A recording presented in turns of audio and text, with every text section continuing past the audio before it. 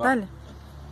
Cuando estés en la vereda y te piche un bacanazo, vos hacete la chitrura y no te le des Chabel, que no manches que está lista al primer tiro de lazo y que por un par de leones bien planchados te perdés.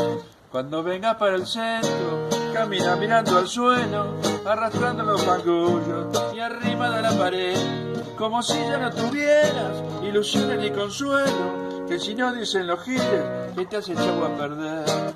Si ves unos guantes, patitos, rajales, a un par de polainas, rajales también, a eso sobre todo, con 14 ojales, no le des bolilla porque te perdés. A esos bigotitos que parecen línea y en vez de bigotes son un espinel. Atenti, pebeta, seguí mi consejo, yo soy zorro viejo y te quiero bien. bien. Ahí termina.